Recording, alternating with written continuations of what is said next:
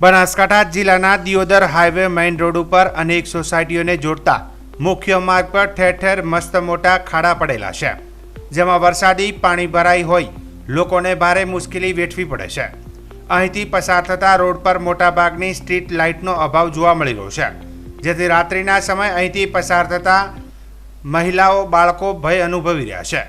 જોકે અગાઉ આ મામલે સ્થાનિક રહીશોએ આ વિસ્તારના ચૂંટાયેલા પ્રતિનિધિઓની અવારનવાર ધ્યાન દોરી રજૂઆત કરી છતાં પરિણામ શૂન્ય આવ્યું છે।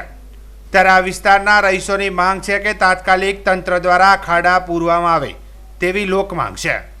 દિયોદર ફાટક ઓવરબ્રિજ નીચે સર્વિસ રોડ ઉપર ભયાનક ખાડાનું નિર્માણ થયું છે। દિયોદર માર્ગને મકાન વિભાગ સ્ટેટ એ આંખે પાટા બાંધી દીધા છે।